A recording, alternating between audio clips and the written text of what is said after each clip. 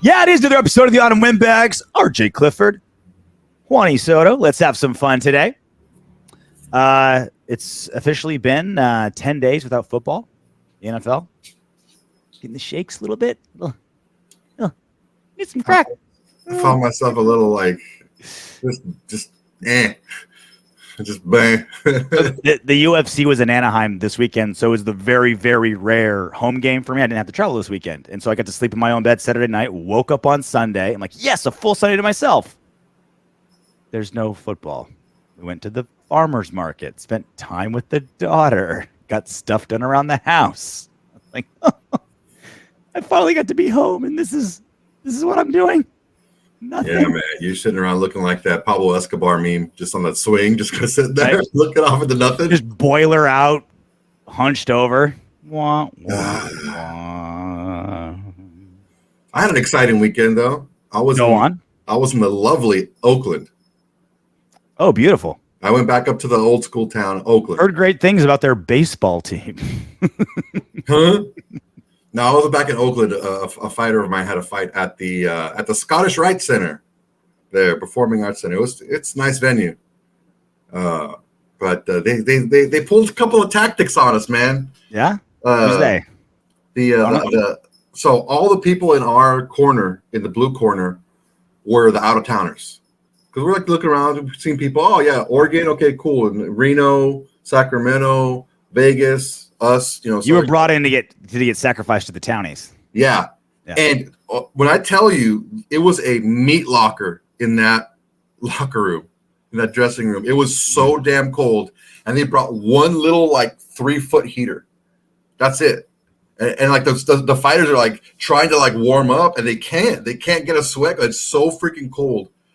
And then after the trench fight, warfare, it was bad, dude. And then after the fight, we go to the doctor station with the fighter, right? And the doctor station is in the red locker room. We go in there. I'm like, there's couches everywhere. It's nice and warm. They got like a lobster buffet set up. There's like a 4-piece orchestra in tuxedos playing soothing music. The freaking doctors wanted to leave this locker room. I'm like, dang, man. It's like when Ace Ventura went to that dude's party.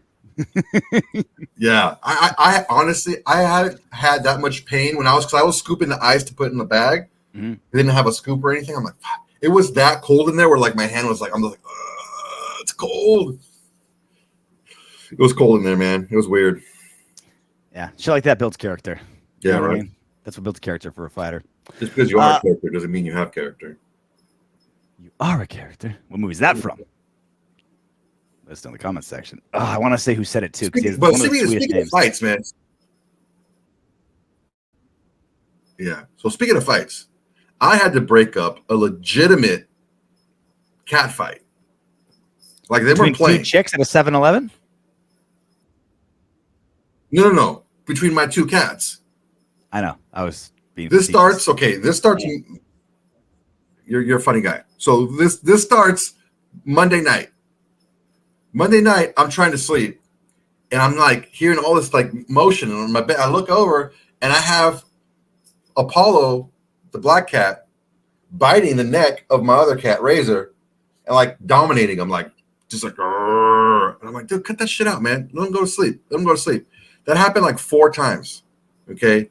Last night, Apollo's taking a shit, and Razor comes up and just goes loud, whack, whack, whack, like smacks him hard. I love Razor's style. It's like wait until he's vulnerable. Yeah. So I'm like, because then I see Apollo's face, and I'm like, okay, the second the last shit drops out of his ass, it's on, and he's just sitting there, and his back's pulsating. Boom, gone. He didn't even cover his shit. You tell Apollo's kind of a gentleman. He's like, look, I'm gonna finish this dump. I'm not gonna have feces swinging and flinging in the Soto household. No, thank God. So he finishes his dump, and they just chasing after, and they're slamming against the wall like hard. I'm like, dude, what the hell? My God, they're playing hard or whatever. And then I hear like a weird sound, like Apollo's biting Razor's neck, and then Razor's using his back legs to like claw at Apollo's eyes. I'm like, wait a second. This smells like a fucking like $3,000 vet bill right now. So I just pull them apart, and I pull them apart. And I'm like, what's the matter with you guys? And I have them like this, and they're swatting at each other from like, I'm like, oh shit. You sound like a bouncer at Crows. Yeah, it was a legit fight, dude. A legit fight. Yeah, I don't believe you. I believe what happened was they were fighting each other and immediately whipped out dollar bills to start betting on it like it was a 7-year-old Muay Thai fight. You're like, wait, yeah, I'm waiting for the music. Where's no the one to gamble? The music passing. I want to fight harder. That's how we can get some money to build our studio into a Taj Mahal. Just start holding cat fights in your house. Charge $10, $10 a top. Well, we were speaking about building character. Did you watch the entire Antonio Pierce on Maxx Crosby's The Rush podcast this week? I did. It is so good. He is. He gives me like. I feel like once Antonio Pierce is done coaching, like who knows if he's a good coach or not? Like, God damn it, I hope he's amazing. But like, time will tell, right? If he fails as a head coach, he's gonna be like the next Pat McAfee. Like he has personality oozing out of his pores, energy for days. Like he made Maxx Crosby look lazy with his energy. Like he's funny, quick-witted. He's so entertaining. I would buy a front row seat just to watch 90 minutes of Antonio Pierce be Antonio Pierce. He's so entertaining. He said a couple things that Max gave him that look like, I can't believe you said that on air. Yeah.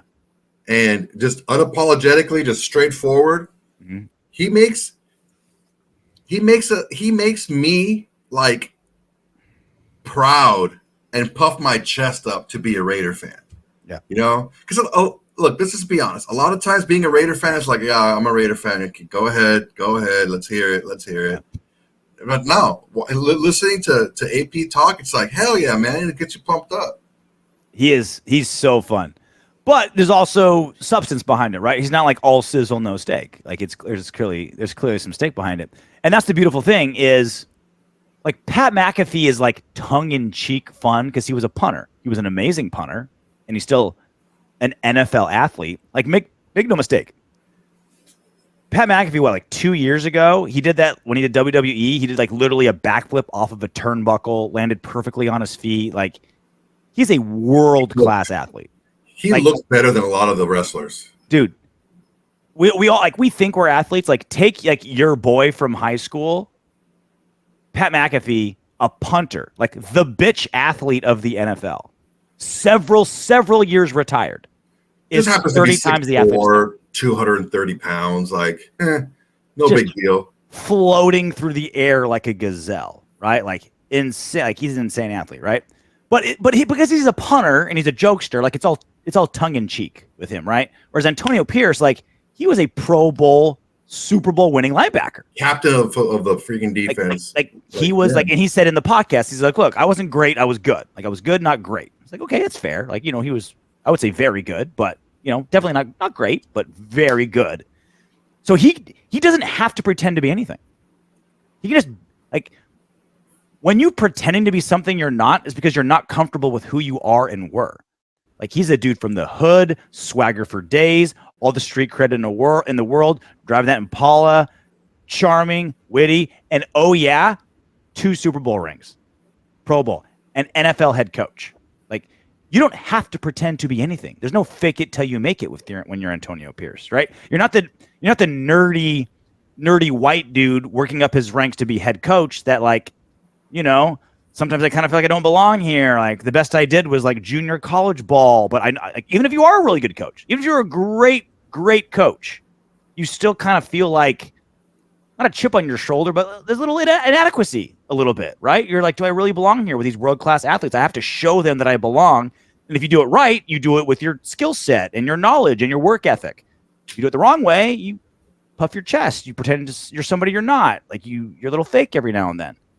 AP has no reason to be fake as a head coach. No, the real McCoy is what people want, and that's who he is. And you have to look at how quickly he took over the entire organization. Like how quickly he got the vote of confidence from the organization, from being just a random old linebacker coach coming in. To getting the recent NFL coach, like he'd only been in the NFL a couple of years, and so he gets the respect of the players, he gets the respect of the front office, he gets the respect of everyone who works in the entire building. Everyone has that respect for Antonio Pierce because they see him be consistent every single day. And it's hard to lie to that many people for that long. It's going to come out. Yeah. He's got the resume, got the attitude, got the ability, right? It's like, it's all right there. I also wonder, total side note, but hopefully like as the years go on, we kind of hear about what happened behind the scenes with the transition from Josh McDaniels to Antonio Pierce. I get a feeling like Antonio Pierce was laying like Game of Thrones level foundations. Like I get this feeling that AP saw the writing on the wall and started to kind of lay a foundation for taking over as head coach in the interim. I feel like what was that wedding called? The red wedding. Yeah, he's gonna stab some pregnant bitch and take over. Just freaking slicing throats and shit. Because you know the story, right? When they did like not the players only mean, but the players like wanted to talk to the coaches, and the coaches did their thing, and Josh McDaniels is like, and Antonio Pierce was the guy that spoke. And you're wondering when he brought up like, hey, when I was with the Giants and beat the Pats, beat this guy, beat the brakes off of this motherfucker, me playing linebacker against his offense, and I took over. Like, oh, and then it gets out that Josh McDaniels was pissed about that. Like, he's wise, like he's intuitive, like he's got kind of like he's got street knowledge, and that feels a very street knowledge move. I've said it before. This guy is the closest thing to the Raider organization, to Al Davis for this Raider organization, because Al Davis had the respect of the players because he was a coach. He was a coach, and he was a championship winning coach. And he's from Brooklyn. He's from the streets. He full on Game of Thrones ownership of the Raider when he kicked out the other two owners. Like that should have been the 30 for 30, not Al Davis versus Pete Rozelle. It should have been Al Davis, how he swindled the other two owners of the Raiders to take over. Like that is we got to make a whole episode on that, because that is a incredible Game of Thrones story. I bet you Antonio Pierce like read and was like, I could pull that shit off. I could be a head coach, pull some of those moves. And that's why I said that Antonio Pierce is the closest thing to Al Davis that we've had, because he's able to connect to all levels of an organization, and he's able to instill confidence and you're not going to catch him slipping. You're not going to catch him saying, "Oh yeah, because of this and this and this, I know this is going to work." And you're like, "Wait a second, that's not going to work," or "I don't believe you because that store doesn't check out." Like he doesn't have to, like you said, he doesn't have to do that. Everything checks out, and you see. We talked about how terrible our linebacking core was going to be this year. Yeah, and they were actually pretty good. Yeah, they weren't bad. I would say they were about average to slightly above. Maybe they way overplayed. So it's not like he's not doing a good job. Yeah. And so if you take a look at what AP's been able to do in such a short period of time, and just empowering people with the right direction. Like if you empower the wrong people, you're going to go down quick, right? But if you empower the right people with the right direction, that's when you get to places, because you're not telling them exactly what to do, but you're telling them exactly what you want. Okay, do what you have to do to give me that. And if you're able to do that, and you have the right people who are, proactive enough to be able to get up and self-start and do that stuff for you, that machine starts rolling quickly. Yeah. So again, I highly recommend you listen to the whole podcast. Very entertaining. It was really fun at the end when they were asking both Max and AP, who's the biggest nerd on the team, who's the funniest guy on the team, who's the one you want your daughter to date. Like that. Like it was great. It was great. But the daughter one is the funniest thing ever. I was shocked with the answer. The words were not even done the question was not even done being asked, and AP's like Josh Jacobs. And then Max is like everybody in the DB room. Okay. Like Jack Jones, Hobbs, like none of these dudes. It was great. I highly recommend you watch the whole thing. But as far as actual football, this was the biggest takeaway on the whole thing. So they were starting off this conversation talking about the Kansas City game on Christmas, and Antonio Pierce was talking about how like we were the only ones on TV, right? Like basketball hadn't started yet. It was Christmas morning, 10 a.m. It was like one of the highest rated game, like non-playoff games in like a couple seasons. Like it was insane. Like it was some crazy number, right? Drew insane numbers, right? Plus, it's a rivalry game, and Patrick Mahomes, Travis Kelce, Taylor Swift, blah, blah, right? So it was crazy, right? And so Antonio Pierce says, like, we found the formula. We found the recipe to beat Patrick Mahomes. And we'll get to, like, whether we have or haven't. But the way he positioned it was great. Take a listen. You got the Jordan rules, and I'm calling out from now on, as long as I'm here, the Patrick Mahomes rules. Mm-hmm. So you remember when Jordan was going through it with the Pistons, all those guys in the 80s before he came Michael Jordan and Air Jordan, the Pistons used to whoop his. Anytime he came to the hole, elbows, filling them, love taps. We touched them. We in the head, mentally, physically, emotionally, spiritually. I'm touching you. Mm-hmm. So I showed those guys Jordan getting his whooped consistently. And on the side, I got the screen. I got these two side. And it's kind of like this is almost a little gory. Like this, we getting crazy now, right? It's fucking brawling. And we got these two screens showing of us just getting after it. Raiders versus Chiefs. So you remember 2 seasons ago when Rich Bisaccia grabbed several members, like key members of the Raiders organization before we played the Chiefs in week 17, win, go to the playoffs, lose, go home. And he was showing all the key members. Derek Carr told the story, but he showed multiple members. Hey, if you play like this, we're going to the playoffs. We're doing something special. And everyone went nuts, right? This was Antonio Pierce's version of that, right? Mm-hmm. He was, the clip was like 4 minutes long, so I didn't play the whole thing, but he was talking about how they showed, Conor McGregor versus Nate Diaz on one screen. And on the other screen, it was everyone like attacking Patrick Mahomes. And then they showed round 1 of Hagler Hearns.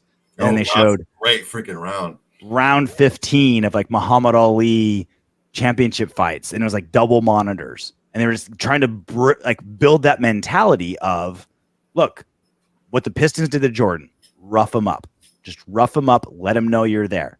And that's the beautiful thing about coaching. Like I can tell you, Soto, like if I'm a coach and you're my linebacker, like, hey, I need you to make your presence known, rough up the quarterback. You're like, okay, like I hear your words. It's another thing to be like, here's a giant projector screen of Nate Diaz choking the life out of Conor McGregor.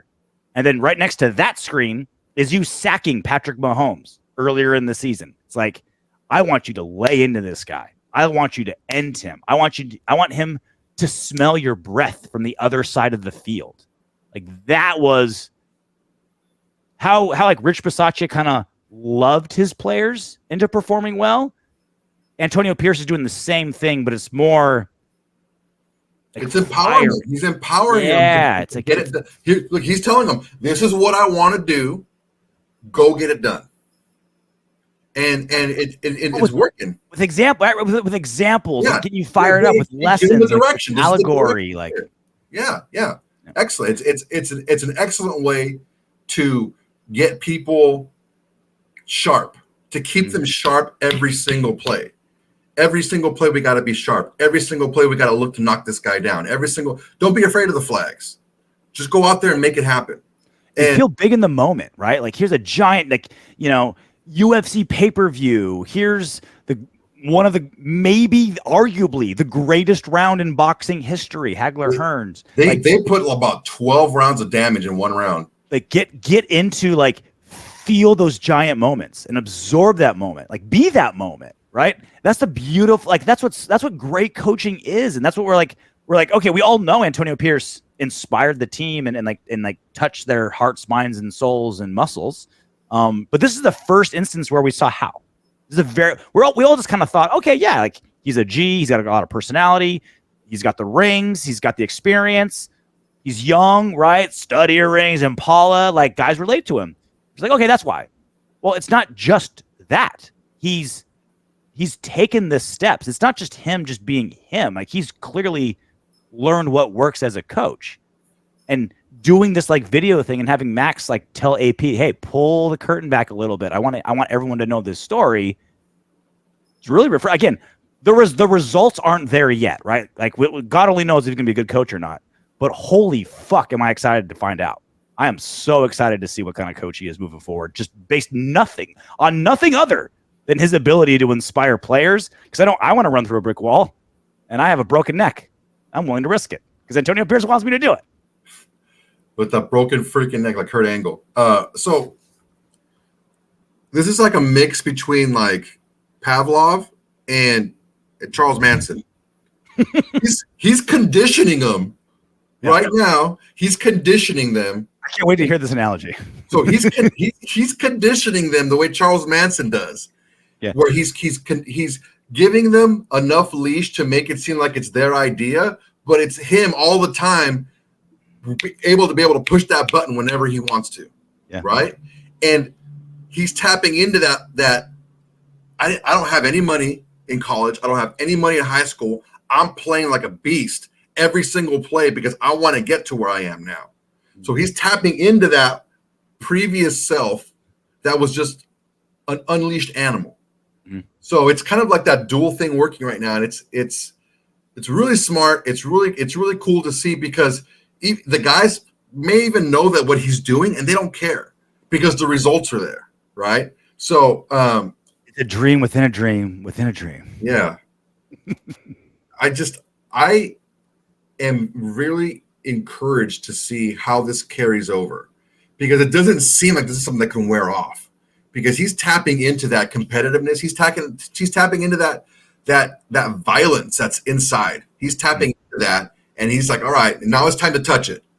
Now it's time to let it go.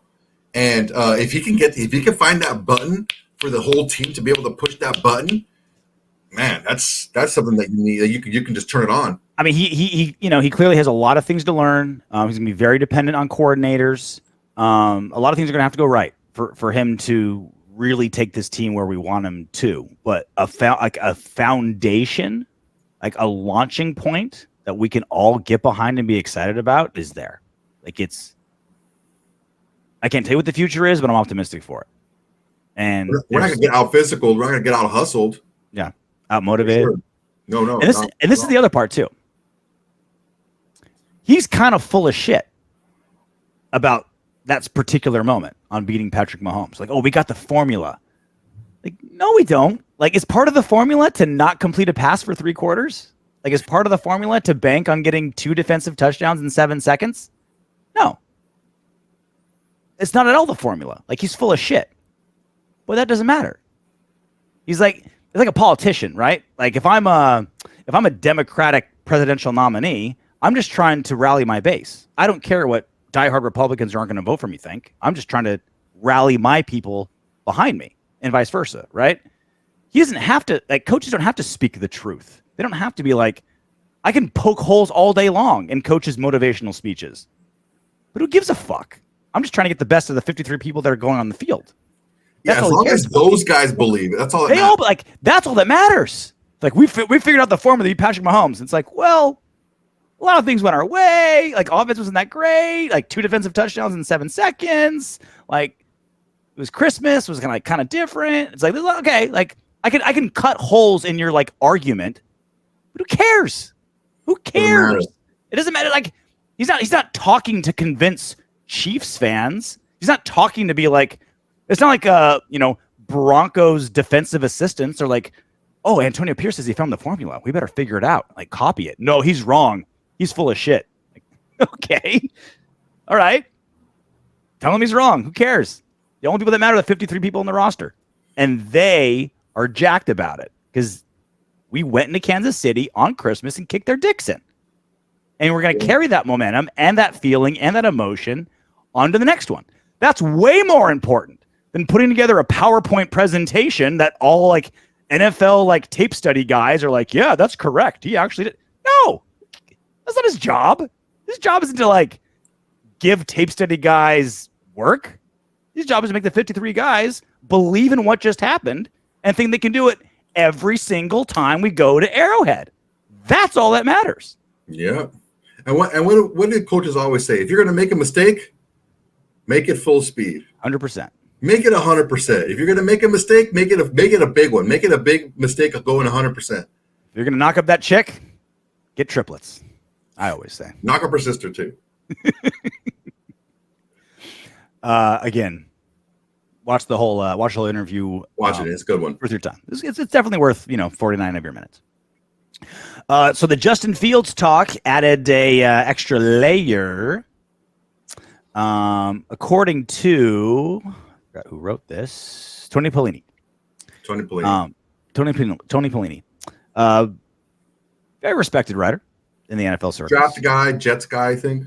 Yeah.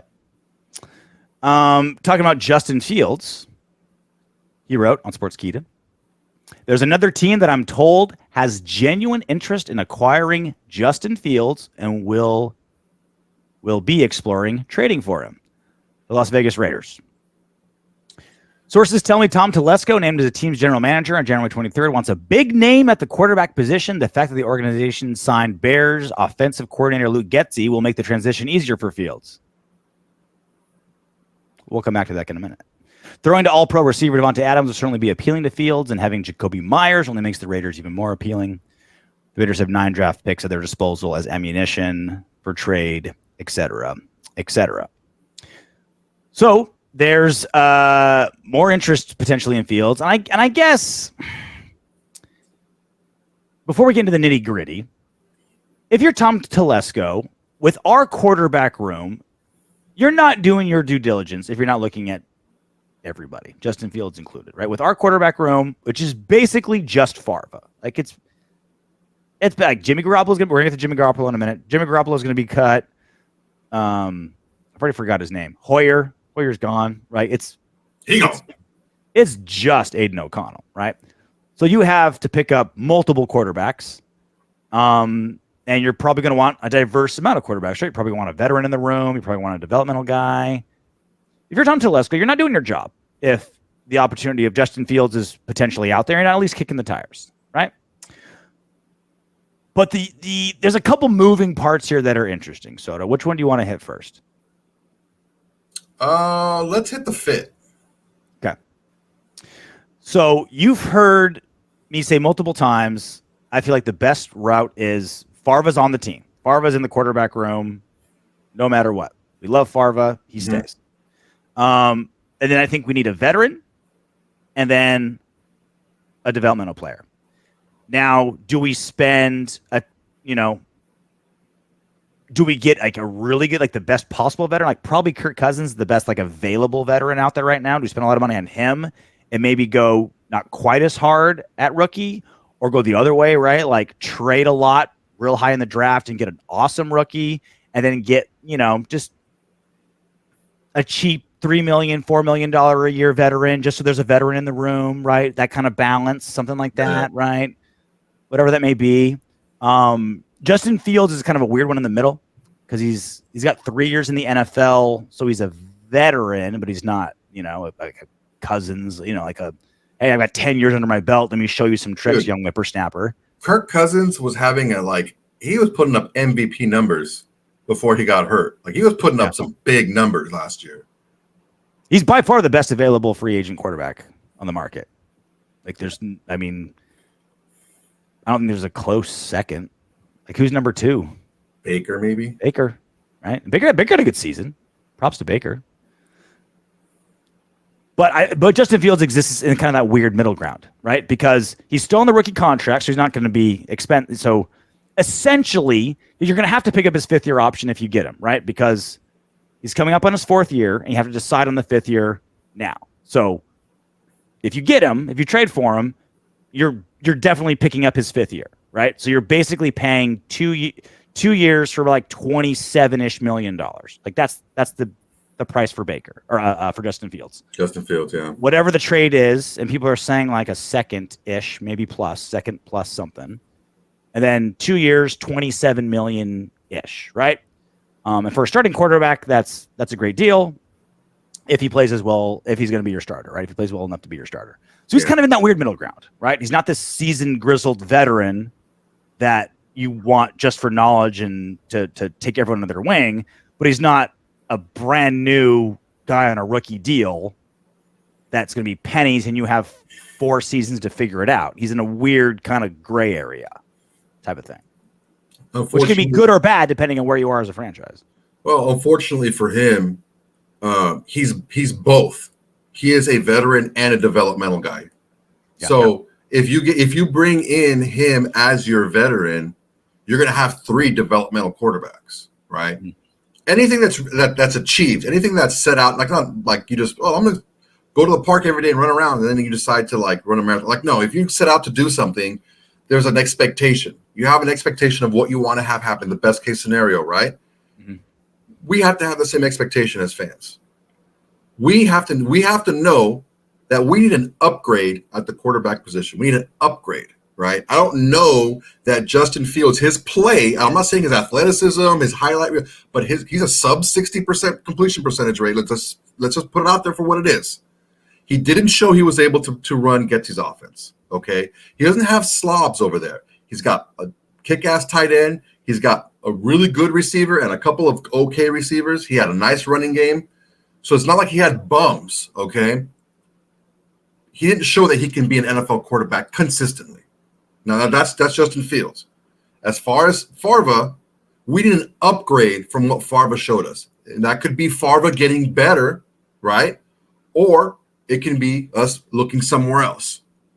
But that's the first thing is I don't know that getting Justin Fields with what he's shown us for 3 seasons, being a sub 60% completion rate, having won 13 games, I think, in 3 years or something like ridiculous like that. I don't know that he's going to be the upgrade, especially when you have an offensive coordinator that he didn't do well in last year. I don't know. I can't guarantee he's an upgrade either. And we differ on Fields. I feel like he's worth rolling the dice on, and you disagree. I'm not saying he's. I'm just saying the price of entry is so small. Yeah, it's 2 years. It's 2 years, right? We have a 2-year window to see if Justin Fields can do something, and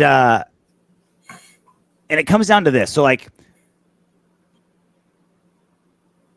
you know how I deal with like media reports, especially during free agency, especially during negotiation times. Guys are given info by agents, coaches, GMs. Hey, I want this out there. Hey, I want that out there. Hey, yeah. And again, I'm not calling them liars or disingenuous.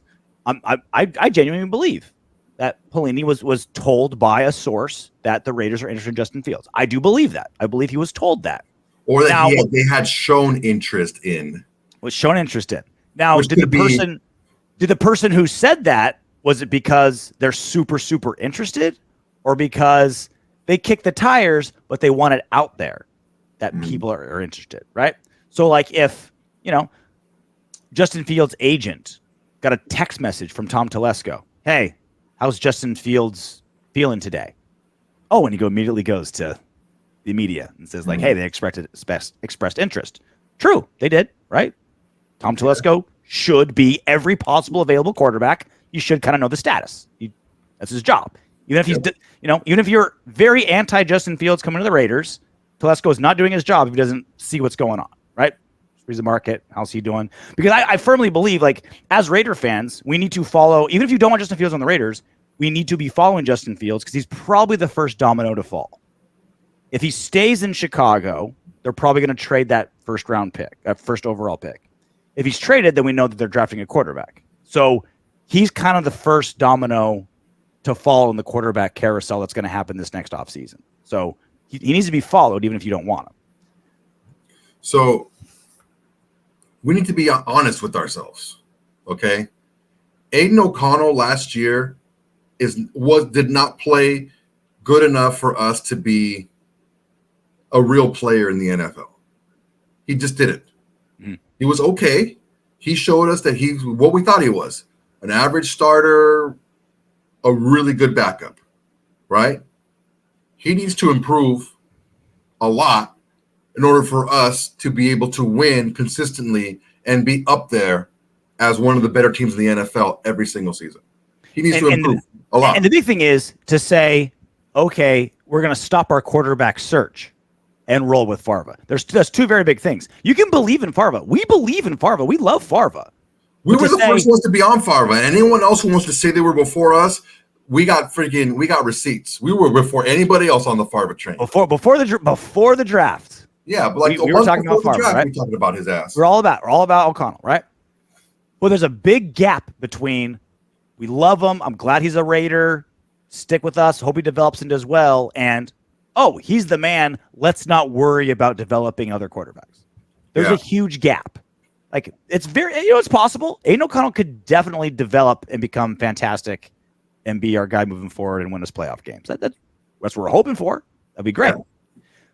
But he has not shown enough to say we're pushing all our chips in the Favre pot and then leaving nothing else on the other side. And that's what we're talking about. There's a difference. Yeah, exactly. And we're on the same page here. Our comment section has been very full of like, I think Favre can do it. I like Favre a lot. I think he's got a lot of potential. Imagine Favre a season removed from Josh McDaniels' poison. Imagine Favre like we are imagining that. That would be great. But that's a lot of assumption. That's a lot of hopes and dreams that you're putting on a guy that's just hopes and dreams. Like, and that's why I'm kind of like, yeah, I'm down to like roll the dice on Fields, roll the dice on O'Connell, and roll the dice on a rookie. Like, let's have 3 oars in the water as opposed to just like hope O'Connell pans out, right? Like, yeah, that's where we should be at in general. Like, you can be the biggest Favre fan in the world. We still need, that's literally one quarterback in our quarterback room right now. We need more. There's one guy. Well, even more than that, we need more than what he's shown us he has and the trajectory of where he can be. He needs to make a big jump in order to be one of those guys, I did a little research.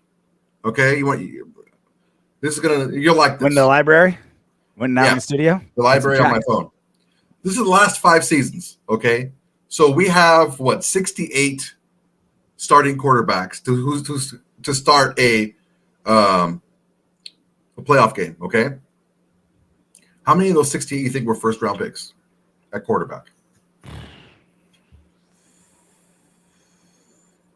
Okay, so like every game, so like Purdy. Not every single game, but like the starter for that. So Purdy doesn't count as 6. Well, yeah, last year he does. That's my point. So like every game Purdy starts counts as. No. The starting quarterback for that season to get him to the playoffs. Oh, just the starting quarterback of the team that got to the playoffs. Yeah. Okay, so it's not each playoff game. No, not each playoff game. 68. So the reason is 5 years ago, that was the last year that was only 12 playoff teams, and the next 4 years were 14. So that turns out to 68. Okay. You math majors out there. 45.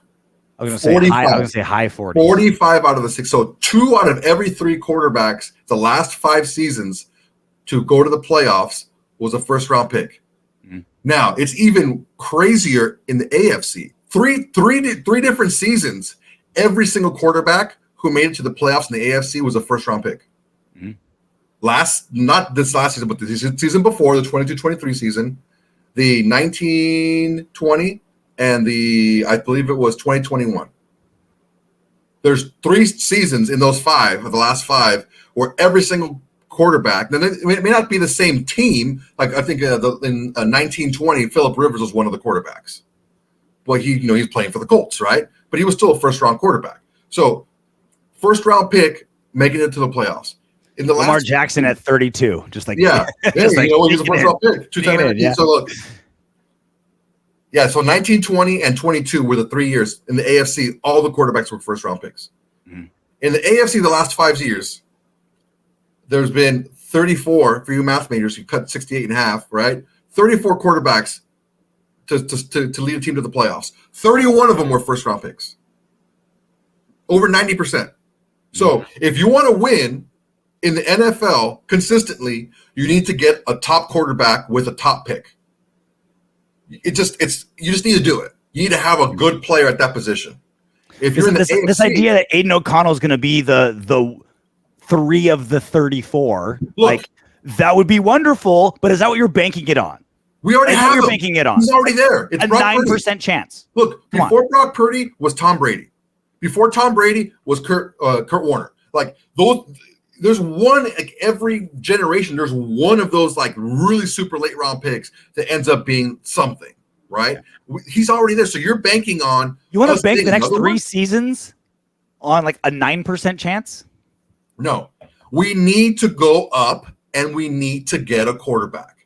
That's the problem that we've had with this franchise for so many freaking years. Where I don't want it to be that. I really don't. But we thought we had a guy, and it was good enough. He's good enough to get us there. Well, you know what? He's also bad enough to not. And we didn't address the quarterback in the draft for so many freaking years because we thought we had the guy because he was good enough. We can't win with good enough anymore, and the numbers show it, especially in the AFC. You need to have a top quarterback that you use a top pick on who has top flight skills and a top flight talent in order to win in the AFC. And the numbers show it. You have to have that guy. So Justin Fields has shown you absolutely zero that he can be that guy. He hasn't shown you anything. Nothing consistently, at least. Yeah. Right? In Chicago. But what is he? So you're gonna bank on a guy who's a project, but you only have 2 years to develop. We're not banking. We're not banking. Again, yeah. You're giving a premium draft pick, and you have a short window to make them work. Now it's great, yeah. 2 years, $27 million, yeah. But the second year of that is $24 million. That's a big cap hit for a guy who's I don't know if he's going to be good, and that's what you're signing up for. So I believe we're better off trading up and getting one of those top 3 quarterbacks, the one that we want. If you're going to trade up to get a guy, trade up to get the guy that you want. Trade up to get that guy, because you know for a fact you only have a 9% chance to make the playoffs if you don't have a top flight first round quarterback. The numbers show it. I want a top flight first round quarterback. And I want it so bad that I don't want to throw all of our chips into one basket and have it not pan out and be stuck without being able to do it again for the next 3 seasons. That's what it takes, though, man. No, what it takes is doing value. So if we miss, which is most likely, most first round quarterbacks are misses. You're right. To win, you need a first round quarterback. Absolutely true. Also very true. Most first round quarterbacks are misses. So what I want is multiple bullets in the gun. Let's go for a first round quarterback. I'm saying let's get a first round quarterback this season. But let's make sure we don't blow our load and say we're gonna go for number 1 or number 2 or spend all these draft picks to the point where we have nothing left the next 3 seasons if we miss. That's what my strategy is. You go and you get your first rounder, you find the value instead of being like falling in love with this used car. Like you get behind the wheel of a used car, you fall in love with it, and you'll pay whatever. I'm not even get behind the wheel. Like you show me the value of each one, and I'll pick the best one. So if we miss, which there's a 50% chance we will, next season, or at worst case scenario, 2 seasons later, we still have enough draft capital to try again. Because if we throw everything into one, we're fucked for 3 seasons. If we're wrong, we're fucked for 3 seasons. If we do it smart and go value, we can try again in 2. That's my philosophy. Yeah. Value, because quarterback is so important. It is such a valuable position. It's the most important position in sports. We cannot afford to sacrifice 3 seasons of trying to get it right this second when all of history says it's probably not going to work. You need one, but it's probably not going to work with that one shot that you're taking. Give yourself every 2 years a shot at that franchise Hall of Fame Pro Bowl quarterback that we desperately need. The issue with that is you know when a guy's going to be a guy pretty quickly in the NFL. You know if a guy's going to be a guy. Some guys show it right away. Okay, let's take a look at this last go around for the playoffs in the AFC, because we're in the AFC. Mahomes, as soon as he hit the field, when he played, he was the man. Josh Allen, very shaky first year, but that second year you saw him like this guy's amazing. I think Josh Allen should have won the MVP this year. I can care less about the 18 interceptions. He had freaking 25 more touchdowns than Lamar Jackson, but whatever. Lamar Jackson. As soon as he hit the field, this guy was going to be he was going to be a player, right? Well, Lamar. No, as soon as he hit the field, he took time. He was Justin Fields, but he could complete passes. He was. We didn't know he was this good immediately. But we knew he was going to be really good. We knew he was good. We knew he was something different. He was something special. This guy's something different. Great, not great, whatever. You knew he was something different. CJ Stroud, you see him, this guy's something different. He's not just a run-of-the-mill average quarterback. He brings something different. Okay, who else made the playoffs? Joe Flacco made it because of the freaking defense, but he still played it really, really well a couple times. But he's maybe the outlier because he's a little bit older. Who else made it? Tua. Tua was flinging the ball like one of the best offenses in the freaking league. It's something different. It's not just a run-of-the-mill old quarterback. You see these guys out there playing, and it looks different. For the most part, it looks different. There's the outliers everywhere. That's why I feel like the 2-year window is perfect. Like you're not investing like 3-4 seasons of draft picks into a guy, but like I'll give you 2 firsts and like 2 seconds. But the thing is, you have to go for it, man. You have to go for it. Yes, look, go for it. Here's the issue. And value, so you can do it again 2 years later. The quarterback is not about value anymore, dude. Quarterback is about getting the guy that you need to get to be able to win. No, that's Mayock. That's Mayock Gruden philosophy. No, that is not Mayock Gruden philosophy, because Mayock Gruden did that with freaking slower, more of a tackling than coverage safeties. They did that with underproducing corners. They did that with underproducing defensive ends. That was their philosophy with every player ever. It's different when you're talking about quarterback, dude. It's not different, but the price is higher. It is different. It's not different. The price is different. The philosophy is the same, but the price is different. You wouldn't trade up that much. You wouldn't trade up in the first round to get a defensive end. I'm not gonna sacrifice 3 years of trying to find a quarterback on one quarterback when history says you're probably not going to hit. But here's the problem. It's a shotgun approach, not a sniper approach. Yeah, but there's two percentages you need to take a look at. Is for a fact if you just go with a middling guy, you have a 9% chance of making the playoffs. Yeah. Okay? Don't go with Farva. don't roll with Farva and nothing else. You have a 9% chance of going to the playoffs if he's not a first round pick. That's in the AFC with all those good first round quarterbacks. Okay, so you take that. And then you take a look at 50-50 is a whole lot better than 9%. Yeah, and you get a first-round quarterback. Yes, but you don't just get a first-round quarterback because you draft him in the first round. You get a guy that's the guy that you're comfortable with using that. You don't just get him because he's there and you have a first-round choice. You go up and get him. The Bills moved up twice, for God's sake, to get Josh Allen. And we're great, but for every Josh Allen, 2016, Paxton Lynch, Carson Wentz, Jared Goff, all first-round quarterbacks, right? Brutal. Jared Goff is in the playoffs now. Goff's in the playoffs. But again, not a guy that you knew in the second year he was a guy. It took him out of his rookie deal, traded, new place. I mean, he went to the playoffs his third season. He went to the Super Bowl his third season. Would you say it was based on him, right? He still got him there. He didn't play bad. He played bad in the Super Bowl, but he didn't play. So the thing is, there's this misconception because Nick Foles won a Super Bowl. Nick Foles didn't get them. He didn't win all the games and go through all the playoffs to get them there. Okay, so it takes a special player to be able to do that. Not just anyone can win one game. Okay, it takes a special guy. I'm going with the hitting percentages at first round quarterbacks. Right, 2017, Deshaun Watson, Patrick Mahomes, Mitch Trubisky. Trubisky was the second overall, right? He was the best. So two of the three. Okay. 2018, Lamar Jackson, massive hit. Josh Rosen, Josh Allen, massive hit. Sam Darnold, no. Yeah. Baker Mayfield, first overall. He was the no brainer first overall. He took a while, right? He had a good year this season. Again, change of scenery. Had a good season. Finally, he got hurt. He got hurt. Shoulder was hurt. Again, I'm saying all the criteria we're looking for, some guys come later, some guys never come at all. I'm just saying the hit percentage, right? You're load up, get your guy. The hit percentage isn't good. And I'm not saying if you don't get your guy, the hit percentage is even less. Is what I'm saying. You don't load up on your guy. You load up on value. Because again, you look at quarterback position, man. Because the quarterback position is so much more important. It's so much more important than just a regular old position. You have to look at that position different. There's a reason why. The philosophy's the same.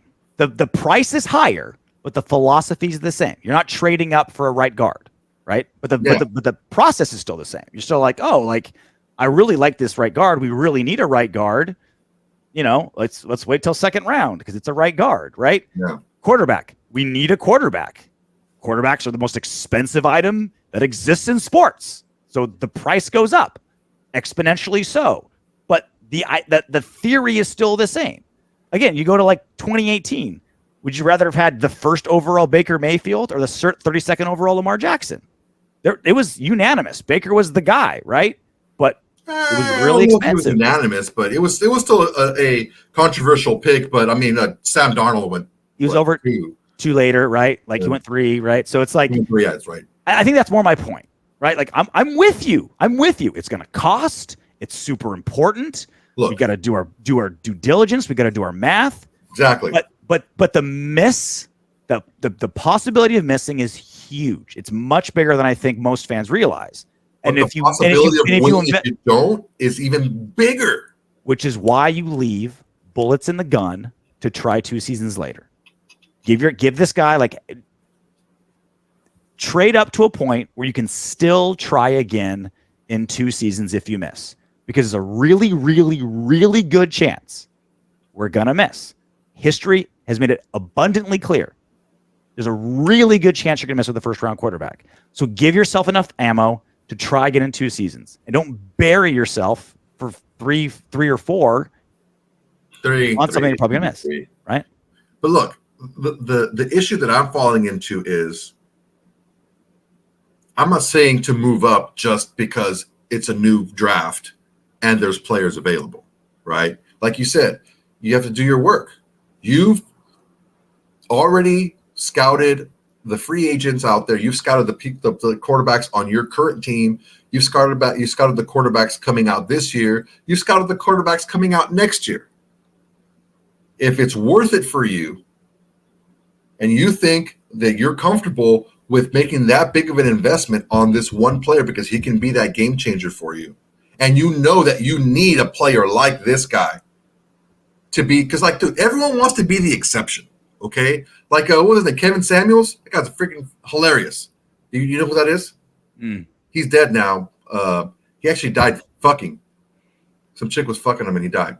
Anyway, way to go, I guess. So he's like a real like distinguished, really well dressed black dude. He's like puts the chicks in check, like when they want like they're 38 with 3 kids and they're 50 pounds overweight and they want a high value man. Like he puts them in check, right?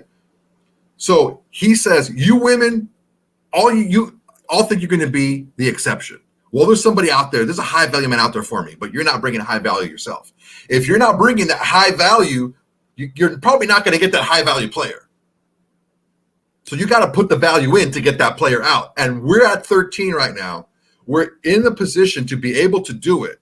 If you're comfortable that this guy is the high value guy that you want because you've done the scouting on who's available, who's coming out next year, who you have, who you can get, who you can sign, all those things are out there and all signs point and funnel down to this guy, you make it happen. I'm not saying you trade the entire world, but I mean, it's going to take 3 1s and maybe like a third or a fourth, something like that. It's going to take that to move all 32 teams do their work, do their research, are comfortable with it, had scouts working around the clock, and they're comfortable with their picks.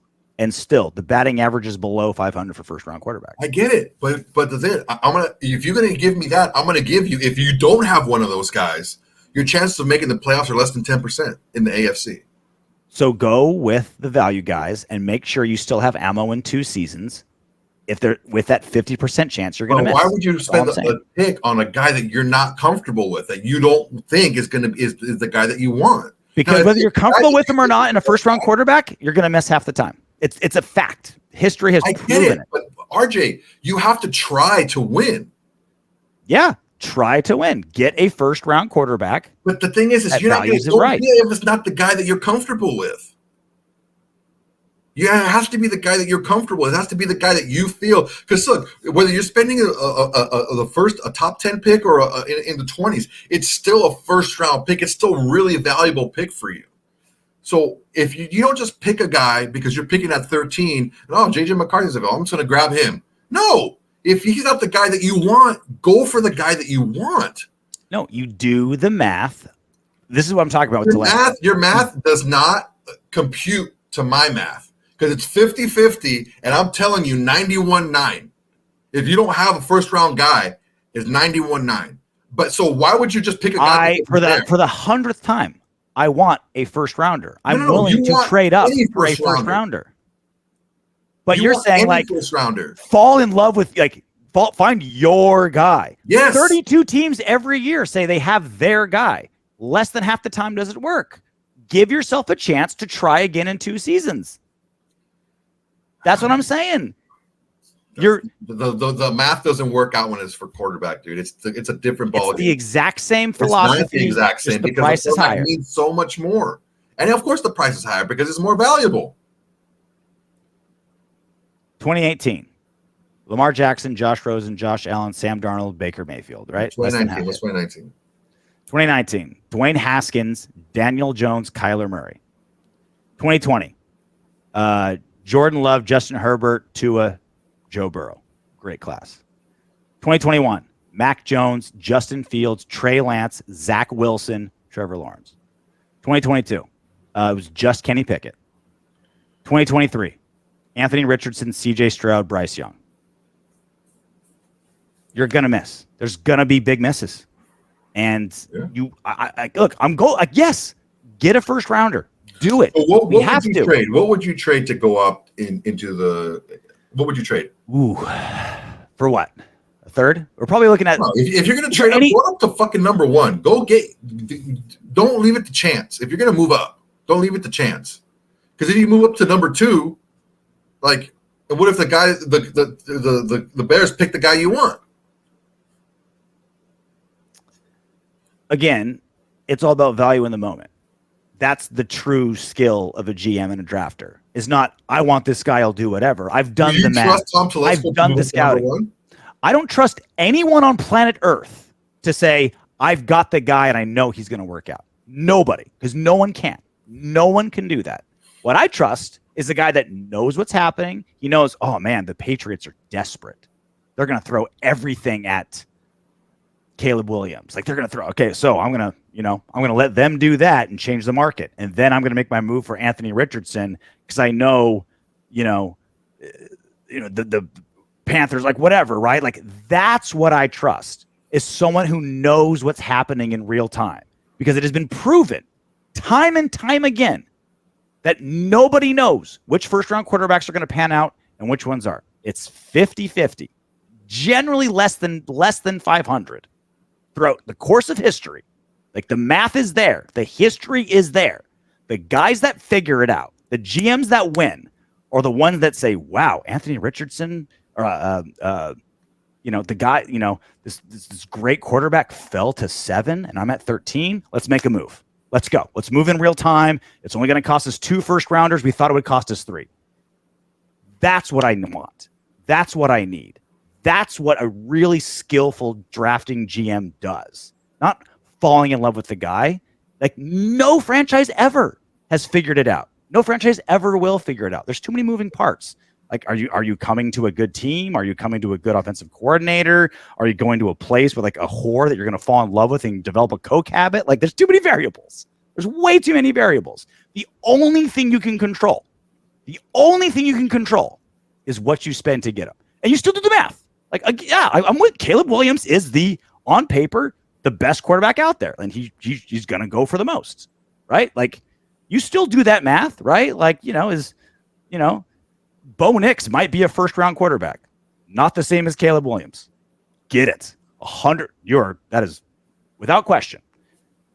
But you do the math to it because you're probably going to miss. You're going to have to try again either next season or 2 seasons or 3 or more.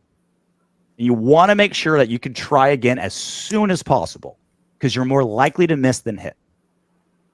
I just don't see how this exercise makes much sense if you're taking somebody or you're not even reaching, but you're moving around the draft board for someone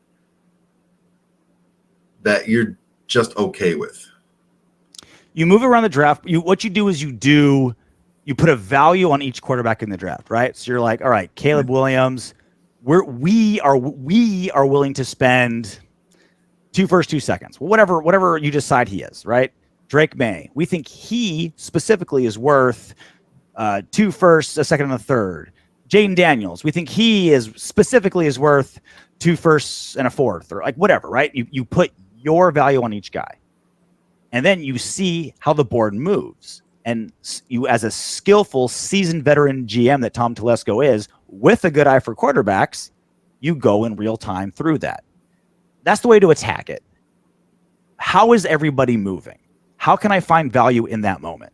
It's stocks. It's dealing with the stock market, right? Like, I found out Apple's coming out with, the iPhone 18 before everyone else. I'm going to buy stock right now in Apple.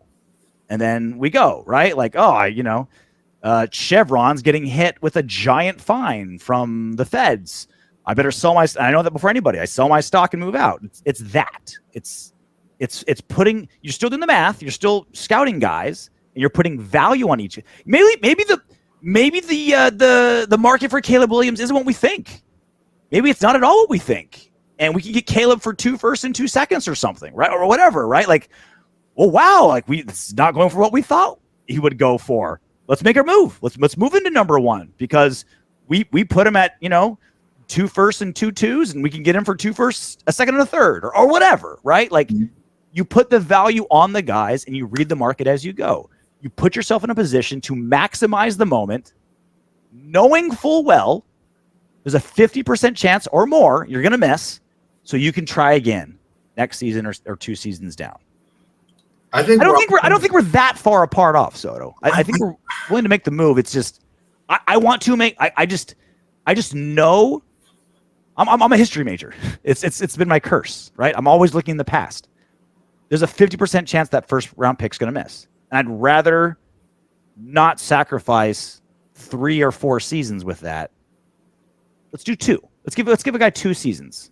Let's give a guy 2. There's always the Baker Mayfields who do better elsewhere, and guys get better. What fucking Rich Gannon wasn't a Pro Bowler until he was in his mid 30s with us. You know what I mean? Like whatever. Like 2 seasons.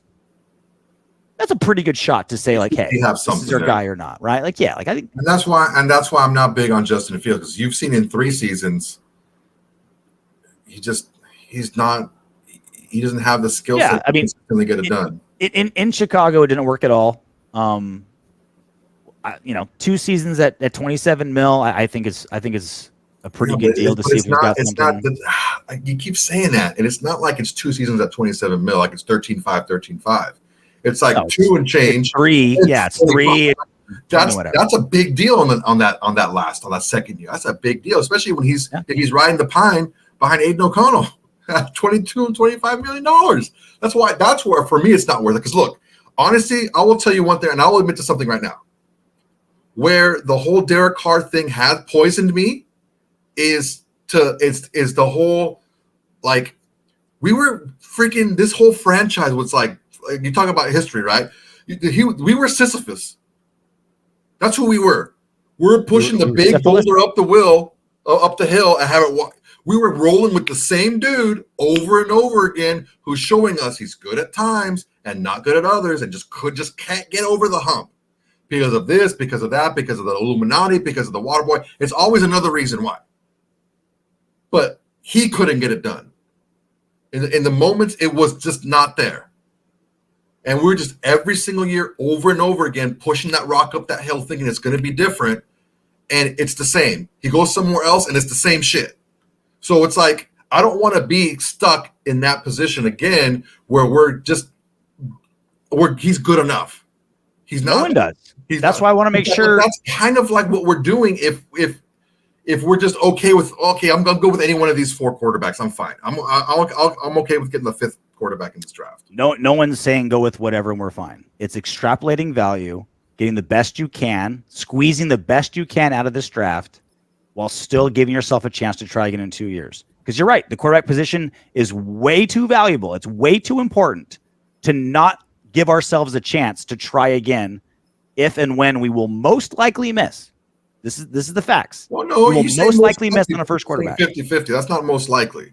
And by the numbers you gave, it was more than 50-50. Since the exact stats, I did it last show when it was since the 2000 draft, and it was below 50% on like a real That's hit. Like so freaking long ago, dude. That's why I only went back 5 years. Like, okay, so 5 years, it wasn't that far off. It's 50-50-ish, 5 years, right? Like 20, like the more data, the better the discussion. But there is value in being like more recent. The game's different. The rules are different. I think with the scouting is a little bit different now.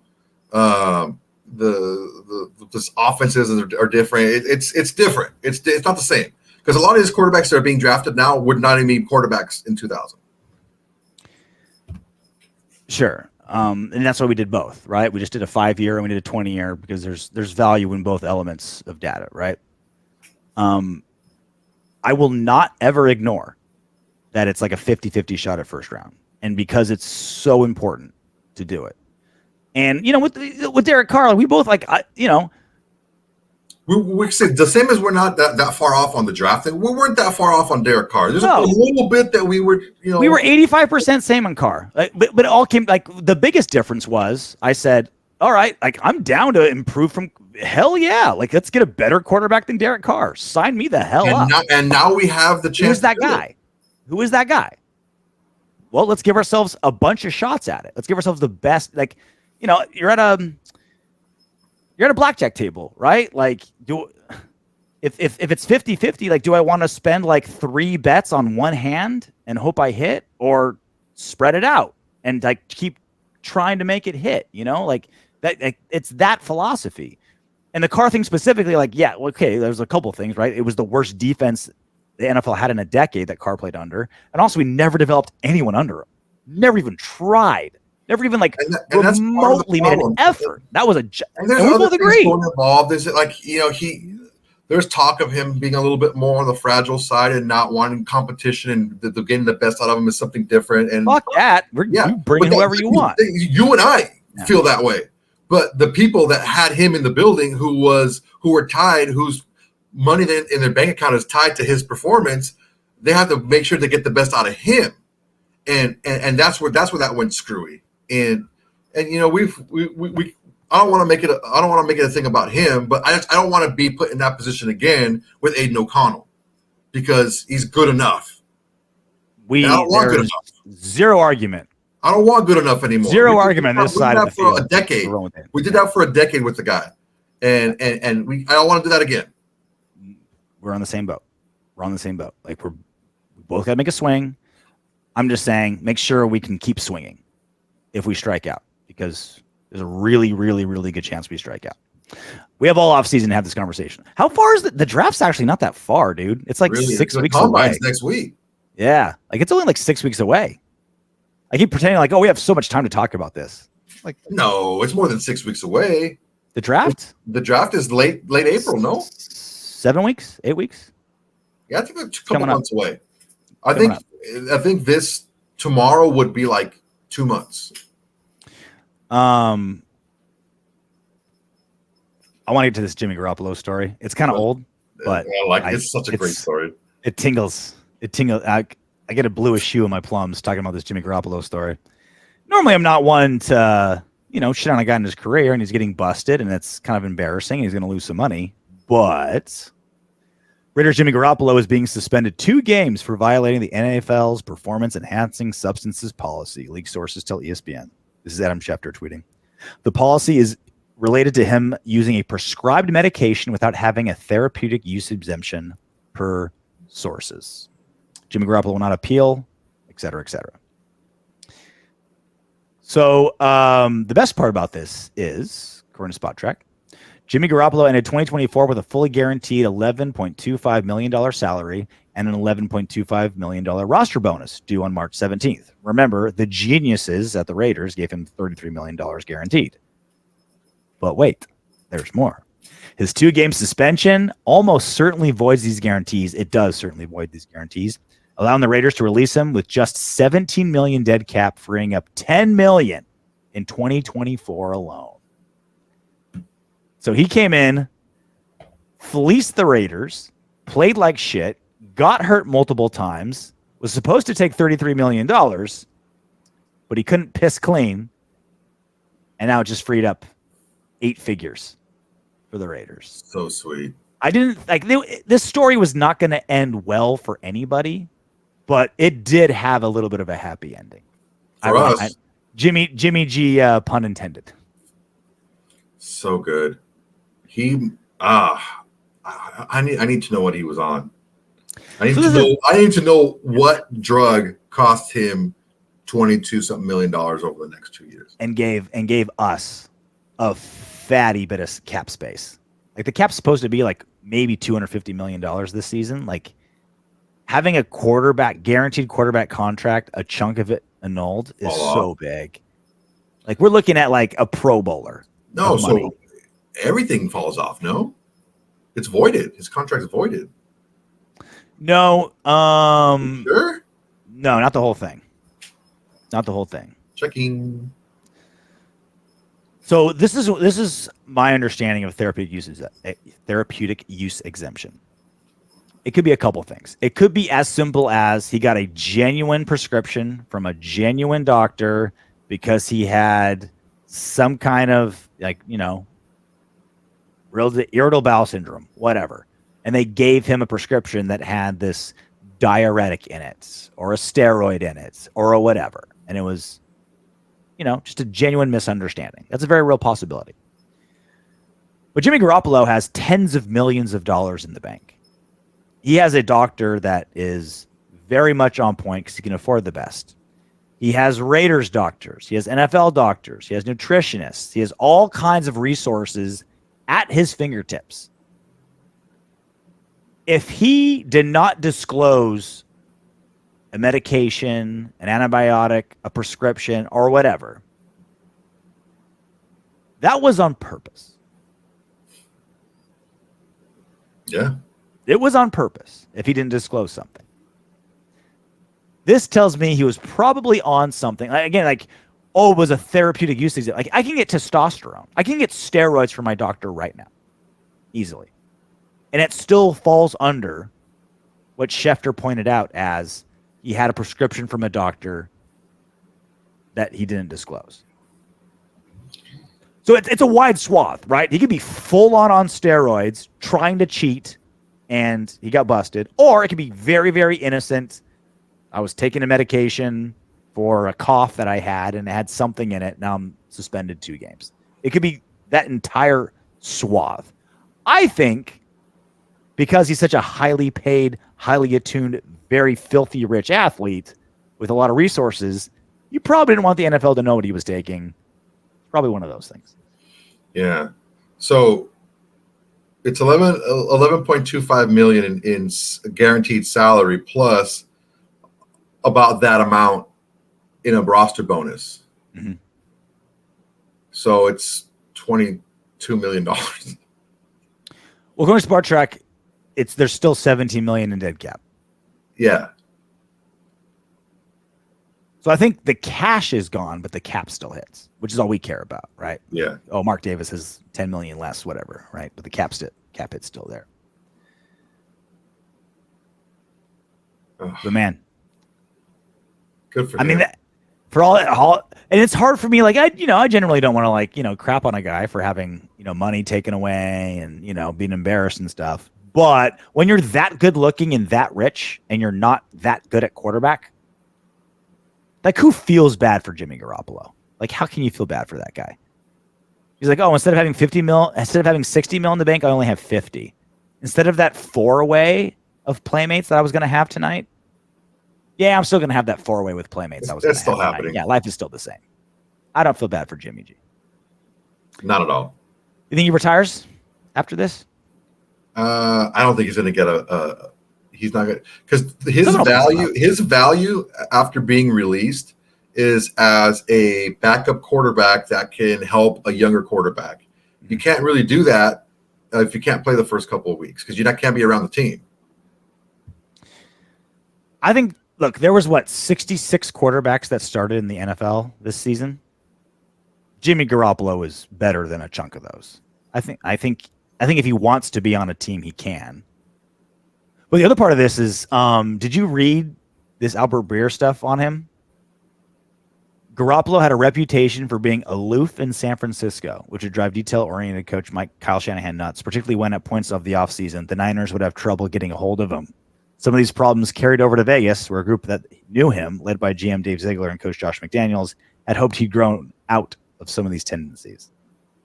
That's the other part. Like, if you're always hurt and you're kind of like, meh, in the room. I also love this idea that, like, Josh McDaniels hoped he'd grown out of some of his tendencies. Yeah, Josh, we kind of hoped you grew out of some of your tendencies too. We kind of hope you learned how to talk to human beings I've ever heard in my life. not be a robot. Yeah, Josh, I get it. I get it, JMD. You're not the only one that wish someone on the Raiders had grown out of their negative tendencies. God, what a freaking moron. What an idiot. What a goddamn fucking idiot.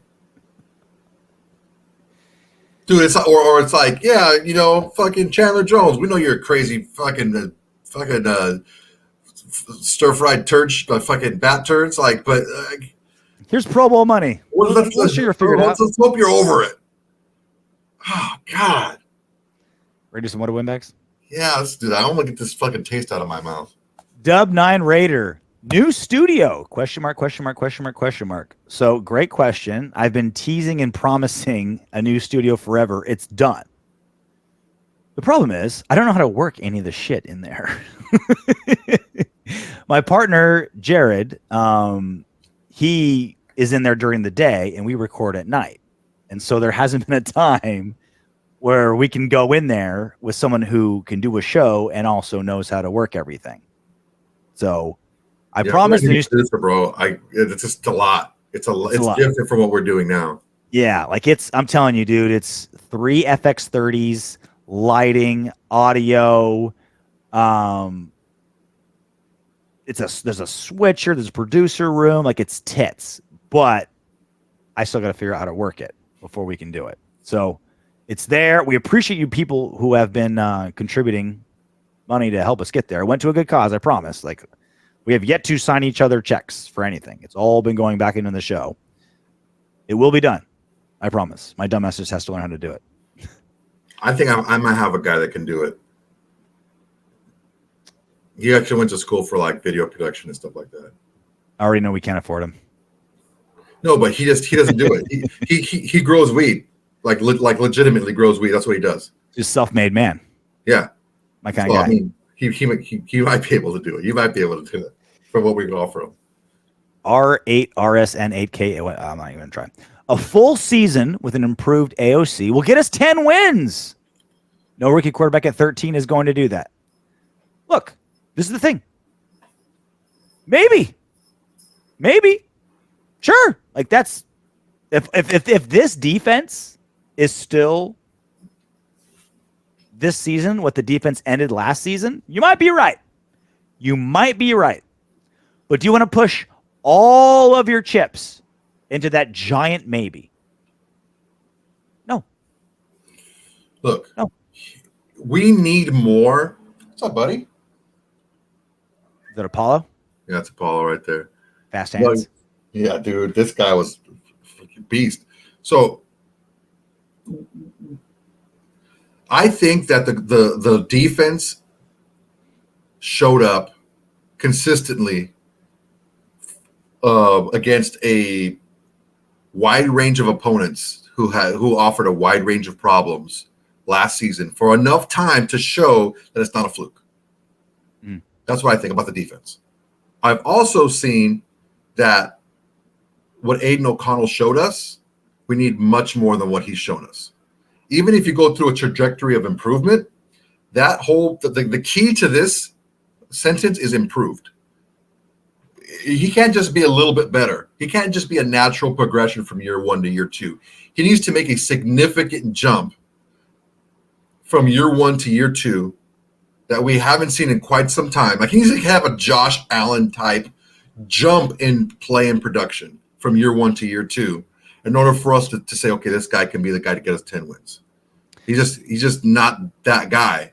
Because look, the same thing like with Antonio Pierce, right? Like, the whole question was like, well, I think AP earned it. Like, that's not the question. The question isn't did AP earn it or not. It's who's the best available coach for the Raiders right this second. And it was AP, right? It was AP. But the question isn't yes or no AP. It's who's the best available for us right now. Same thing at quarterback. What's the best option for this team at quarterback? Not did Aidan, does he deserve it or not? It's irrelevant. Like the Raiders are bigger than him. It's not did he earn it or not. Like it's what's the best option? What's the best course of action to give us the best chance to give us the best quarterback? And sitting on our hands and hoping that Aidan O'Connell becomes 10 times better than he was, it's not smart. And this is the thing. Let's say that happens.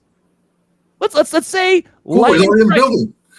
Great, he's already here. Like, he's here already. What did we lose drafting a guy or picking up Fields or Baker or whatever? Like we didn't like if he's the guy, we got him. Great, like wonderful. Like we don't like still try for everyone else. What Aidan O'Connell earned, what he deserves, is exactly what he's getting, and it's exactly what AP said. He earned a chance to compete for the job next year. That's all he earned. He's not going anywhere. So keep building the room. He's done it before, man. He went in from the number 8 walk-on quarterback to 2-time freaking I guess it was All a second team Big Ten. Yeah. But dude, man, that's a big jump. Harv Castrajon 9090. I feel that Antonio Pierce is laying the grounds for a top 3 trade in the draft. He seems desperate. Other teams will take advantage of that and ask for a haul. Think about it. No. Does it feel like he's laying the grounds for a top three trade? Nothing that I've heard him say specifically tells me that. Now, a lot of these clickbait typey articles and stuff like that are telling you that, oh yeah, the sources tell me they're going to move up and that this is their guy and this is how this person's connected to this player. This is how this guy's connected to this player. But honestly, I don't see someone as seasoned as Telesco, who's built the relationships that he's built, like you said, showing up desperate and being fleeced on something. Mm-hmm. If the player doesn't work out, okay, whatever, you get fleeced that way, but don't get fleeced on the deal. It's not like AP is the one that makes that decision anyway, right? It's Telesco, who's seasoned veteran in this thing. And I'm with you. I haven't seen anything from Antonio Pierce that makes me think he's zeroing in on a top 3 trade. Everything I've seen from him says he's wide open to everything. Like you said, like O'Connell might be the guy. There's great veterans out there. We're going to be aggressive in the draft. I feel like he's purposefully like not holding his cards to his vest, but like throwing out fake cards everywhere. Like I think AP gets that part of the game where it's just throw misinformation in every direction and see like where it lands. You know what I mean? He's like Michael Scott in The Office when he accidentally spread that rumor he wasn't supposed to. And so we started spreading all these false rumors to try to like swallow the true rumor that he accidentally spread. I feel like that's more AP because he's kind of just like, yeah, this will work. Yeah, that'll work. Yeah, there's a bunch of great free agents out there. Yeah, dude, Farva's the man. You know, there's a good guys in the draft. Oh, Jaden Daniels was at our last game. I had no idea. Like he's just like planting all these seeds everywhere, just like pew, pew, pew, pew, misinformation. Pew, pew, pew, pew, pew. God, I fucking love him, bro. Look, man, don't get mad at me, coach. Don't get mad at me, okay? No promise. But I did some research on like the top maybe 5 or 6 offensive tackles, and I wouldn't be mad if we picked one up at 13 because they're freaking good, dude. They would automatically boost our overall offense. Like any one of those top 5 dudes, they're really good. The one thing from AP that he can't hide, he wants to run the ball, is that he wants to be like a defense run the ball. Bully. He wants to be a bully on both sides of the ball. That part he can't hide. That those cards he's like showing. He's just like, yeah, that's what I want to do. There's the dude from. Would it be a guy that moves Colton to the right, or would it be a right tackle? No, it would be a right tackle. It would probably be. It would move probably Thayer Munford into guard. That's what it would do. And there's a lot of good. And then Parham to center, and then we're just kind of a left guard away from. Look, I'm telling you something right now. There's a couple guys. There's a couple centers out there. There's that center from Oregon who's just freaking amazing, right? But there's this guy from Arkansas, Bo Limmer. That dude is a beast. That fool was like the strongest lineman at like the Senior Bowl. He's just like by far the strongest dude. Bench pressing Toyotas. Just like a freaking rock. And you can see him on the field, and it translates to the. It's not just weight, it's functional strength, right? And there's a lot of beach muscle like me. Dude, we can get guys like what's his name, Layden Robinson from like Texas A&M. Like he's a guy that can be available in like the 4th or 5th round, and he's really good. There's a lot of good offensive linemen in this draft. I mean, Michigan has like 4 offensive linemen that are going to get drafted this year. They have many seniors on the team. Yeah, this draft is sneaking up on us. We're probably going to start a lot of good offensive linemen. Probably start doing some draft stuff. Yeah, sorry guys. You know what? Last year I did mock drafts. I did more stuff, but. And this last weekend it was in Oakland, and this next weekend I'm going to go to Orlando. So I'm not going to have time to do it, but just trust me. I'm watching the film, and there's a lot of good offensive linemen.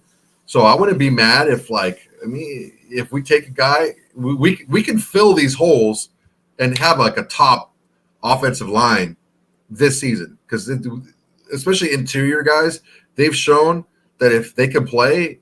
And they hit right away. These guys aren't like tackles. They can take some time to develop, but the interior guys, they're plug and play, ready to rock. Yeah. So we'll start taking a look at the drafts quickly, because it's more around the corner than I thought. Not around the corner, but it's more around the corner than I thought. It's around less corners. Up your butt and around the corner. It's 9 weeks away from tomorrow, or today if you're watching it today, as you're watching it today. So we'll start doing that. Also, we didn't even get to Josh Jacobs, but the franchise tag era is happening. We probably won't. We're probably going to have to be saying goodbye to Josh Jacobs. We got to talk about that moving forward. The quarterback situation. He's got $11 million. Right. That's Josh Jacobs right there. Yep. Still a whole lot. It's the Raiders. The offseason is never boring. We'll cover every last square inch of it. But until then, knock on wood if you're with me.